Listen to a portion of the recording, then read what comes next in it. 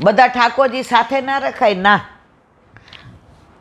એમનું સેવ્ય સ્વરૂપ નવનીત પ્રિયાજી એ ભક્તોદ્ધારક છે. અને આ તો બધાય ના શ્રીજી બાવા. પણ વલ્લભે પાઠ બેસાડ્યા, બરાબર. પણ મારા માથે બિરાજતા મારા ઠાકોરજી જ મારા માટે સર્વસ્વ. એટલે હું ભક્તોદ્ધાર અને સર્વોદ્ધારકને ભેગા કરાય નહીં. એનું પ્રગટ પ્રમાણ આજે પણ છે. નાથદ્વારામાં શ્રીજી બાવા જ્યાં બિરાજે છે એનાથી એ ધજાવાળા બિરાજે શ્રીજી બાવા. જુઓ તમે, એની ધજા છે. નવનીત પ્રિયાજીનું મંદિર છે ત્યાં ધજા નથી. એ તમને ગ્રહ લાગે, હવેલી લાગે, અને શ્રીજી બાવાનું મંદિર લાગે. નવનીત પ્રિયાજીમાં બધી સેવા ભક્તો દ્વારક પ્રમાણે થાય, અને શ્રીજી બાવા બધે સર્વોદ્ધારક તરીકે થાય. શ્રીજી બાવાનો વૈભવ જોઈ અને આપણને એમ થાય હા હા હા. પણ એ તો બધાયનો જ. મારા ઘરે બિરાજતો મારો ઠાકોરજી જ મારો. જો શ્રીજી બાવામાં ગમે એ જ્ઞાતિના આવે, ગમે એ ધર્મ પાળતા હોય એ આવે, ગમે એ આખા દીના રાજભોગને આખા દિવસની સેવાય લખાવે. આપણા ઘરે આપણા માથે બિરાજતા આપણા ઠાકોરજીમાં આ મુકુંદદાદા આવીને એમ કે લ્યો બેન 1000 રૂપિયા આજે રાજભોગ કરો. હું કહું રાખો તમારી પાસે. મારા ઠાકોરજીમાં તો મારી પાસે જે છે એ જ ધરાવવાનું. ઓલા નિષ્કંચન વૈષ્ણવે ઠાકોરજી પુષ્ટ કરાવ્યા. હવે દિવાળી ઉપર અન્નકૂટ આવ્યો એટલે મંદિરમાં બધા વાતું કરે કે અમે તો જાળીવાળો કાજુનોય કર્યો, અને બદામનોય કર્યો, અને પિસ્તાનોય કર્યો, ને અમે તો સિંગદાણાનોય કર્યો, ને કોપરાનો, અમે 7 જાતના તો જાળીવાળા કર્યા. પછી અમે તો મોહનથાળે એટલે ઢાળોય કર્યો. ઓલા બેનને બિચારાને હવે પારકા કામ કરે, વાસણ નહોતા ઘસતા પણ 5-6 ઘરના કચરા પોતું કરે, અને એના વર ઓલા લારી લઈને નીકળે. એટલે આ સોલા, ત્યારે સોલા જેવા ગામડાની અંદર વેચવા જાય. નાના વાસણ હોય, નાના અરીસા હોય, ને નાનું આ હોય, અને બે આનંદથી ઠાકોરજીને છે. હવે ઓલા બેન ઘરે ગયા ને તો હાંજીને વર આવ્યા રેકડી. આપણે આ રેકડી કાંઈ શું કહે, લારી લઈને આવ્યા. એટલે કે કેમ રેવતી આજે આમ તારો મૂડ બરાબર નથી, નહીંતર તો હું આવું એટલે તું તરત વાત કરે કે આજે આમ થયું આમ થયું. એ કે અન્નકૂટ કરવાનો, પણ આપણી પાસે તો એટલી વ્યવસ્થા નથી. આપણે એટલું બધું ઘી ને એટલું બધું ખાંડ ને આ બધા સૂકા મેવા ને આ તો ક્યાંથી ને. એ કે તો કે આપણે જે છે એમાંથી ને કરવાનું. આપણે આપણા માટે વધુ બનાવતા હોય ને ઠાકોરજીને ઓછું ધરતા હોય તો આપણે જે, તો એ કે આપણે તો ગળી પૂરી, તીખી પૂરી એ જ લોટમાંથી ગળા શક્કરપારા અને તીખા શક્કરપારા અને સુખડી લોટની અને સિંગદાણાની અને કોપરા પાક અને બીજી એક સામગ્રી. આને થોડું એ કે આપણે આપણા ઠાકોરજીને કોઈના મેલ જોઈને આપણું ઝૂંપડું ના બાળી નખાય. હવે એણે તો પછી આમ મનમાં થોડી વ્યગ્રતા.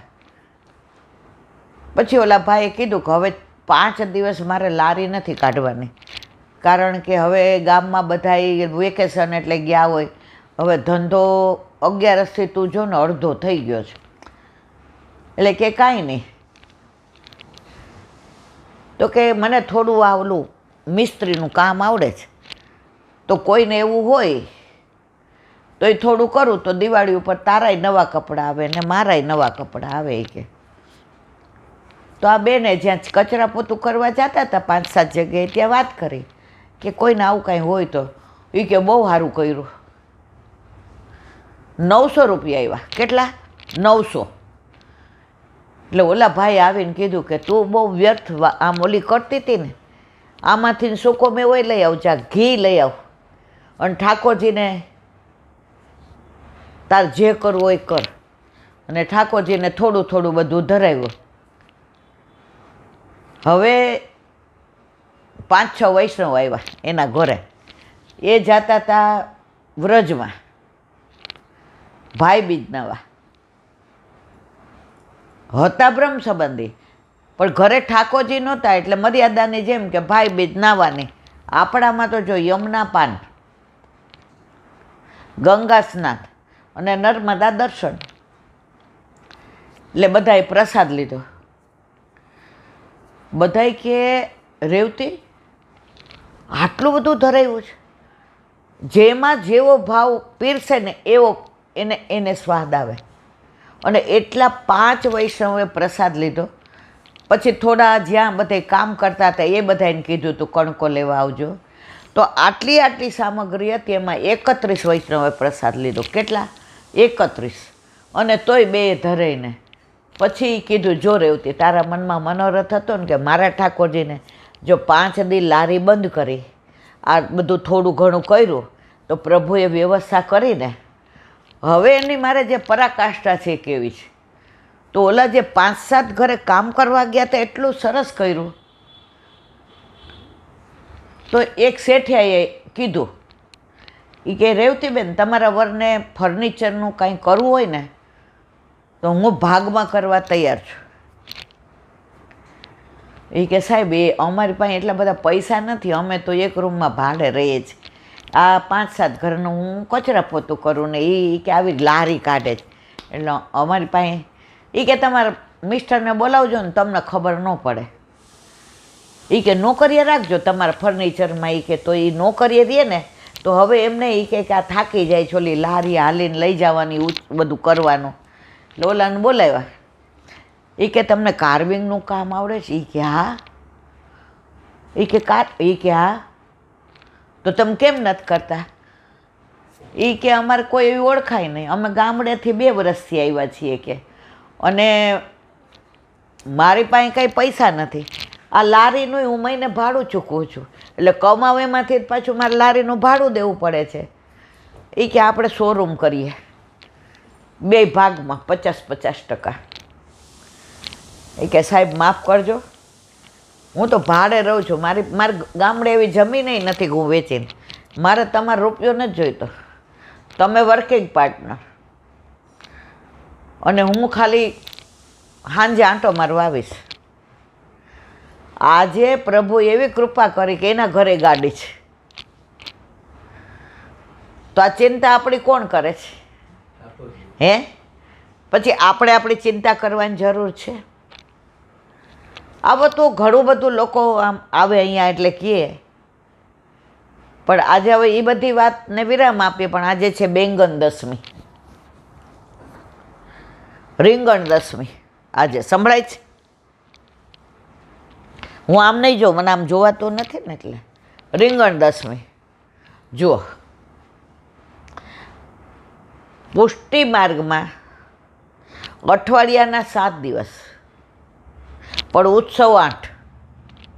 ઠાકોરજી ઉત્સવ પ્રિય છે. હવે આજે અષાઢ મહિનાની દસમે, કાલે દેવસાઈની એકાદશી, નિયમની એકાદશી. બેંગન દસમીએ રીંગણની 51 સામગ્રી શ્રીનાથજીમાં કે નિધિના ઘરોમાં ધરાય. કાલથી ને 4.5 મહિના શ્રીનાથજી સિવાય ક્યાંય રીંગણ નહીં આવે. હવે આ કળિયુગમાં કેવું થયું છે, બધાના ઘરમાં ખવાય છે, પણ ઘણાય એવા ચુસ્ત વૈષ્ણવ છે જે 4.5 મહિના રીંગણને અડતા નથી. હવે શ્રીનાથજીમાં કેવું ખાયા એનો દાખલો આપું. રીંગણના છોડની વાત ગુસાઈજી પાસે એક શાસ્ત્રીજી આવ્યા, તો એણે શાસ્ત્રાર્થ કર્યો કે રીંગણ આટલા બધા એમ કે અવગુણ છે, એટલે રીંગણ ઠાકોરજીને ધરાવાય નહીં. 4.5 મહિના તો ના જ ખવાય. એટલે ગુસાઈજીએ છોડ કાઢી નાખ્યો. શેનો? રીંગણનો. હવે રીંગણે જગદીશને ફરિયાદ કરી, જગન્નાથજીમાં, કે કાકાજીએ, એટલે જગન્નાથ ભગવાને ગુસાઈજી પધાર્યા ત્યારે કહ્યું કે રીંગણ કેમ? એ કે રીંગણમાં આટલા બધા પિત્ત પ્રકોપ ને આટલા બધા અવગુણ આન તેન બધું. તો કે મને બહુ પ્રિય છે રીંગણ, હું તો 12 મહિના આરોગું છું, તમે આરોગાવો શ્રીજી બાવાને. ત્યારે ગુસાઈજીએ કીધું, શાસ્ત્ર નિષેધ પ્રમાણે અમારા 7 ઘરમાં નહીં આવે, કારણ કે અમારા ઘરે બિરાજતા અમારા ઠાકોરજી ભક્તોદ્ધારક છે અને શ્રીજી બાવા સર્વોદ્ધારક છે. આપ પણ સર્વોદ્ધારક છો, એ આપનું સ્વરૂપ છે. તો આપની આજ્ઞા છે તો શ્રીનાથજીમાં 12 મહિના રીંગણ આવે.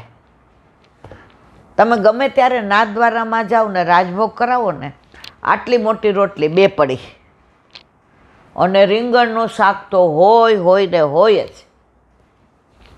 તો ત્યારથી ને ગુસાઈજીએ કીધું કે શ્રીજી બાવામાં 12 મહિના રીંગણ, પણ નિધિના ઘરોમાં 4.5 મહિના નિષેધ. ઘણા ઘરોમાં 4.5 મહિના વૈષ્ણવોય રીંગણ ખાતા નથી, પછી અન્નકૂટમાં પહેલી વાર ધરાવે અને ત્યારે રીંગણ ખાય. આ તો એક નાની વાત યાદ આવી કે અકબરે એકવાર કીધું કે આજ તો બહુ મજા આવી હો. એ કે બિરબલ, આહા રીંગણનું શાક કાંઈ બહુ સરસ. એટલે કે બેગુન, એને એની ભાષામાં બેગન કહેવાય.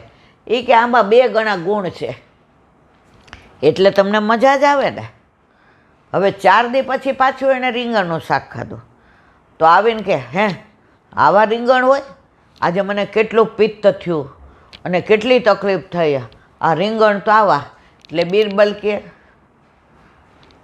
2 ગણ, આ ગણ વિનાના કહેવાય, આ શું કામ ખાધા? એ કે અરે બિરબલ, અઠવાડિયા પહેલાં વખાણ કરતો હતો અને અત્યારે આવું બોલસ? જહા પહા, હું પેટ માટે આવું છું, એટલે જે મારા બોસ કે ને એ પ્રમાણે મારે રહેવાનું હોય. તો એના ઉપરથી ને આપણે પણ આપણા ઠાકોરજીને જે ગમે એ કરવાનું. આપણા ઘરે આપણા માથે બિરાજતા આપણા ઠાકોરજી આપણા નિધિ છે, તો એને 4.5 મહિના રીંગણ ન ગમે તો આપણે પણ 4.5 મહિના રીંગણ ખવાય નહીં. જે ખાતા હોય એને મારે કંઈ કહેવું નથી. હું કંઈ ગુરુ નથી, હું કંઈ શાસ્ત્રીજી નથી, હું તો તમારા બધાની જેમ ખાલી વૈષ્ણવ હજી છુંય નહીં.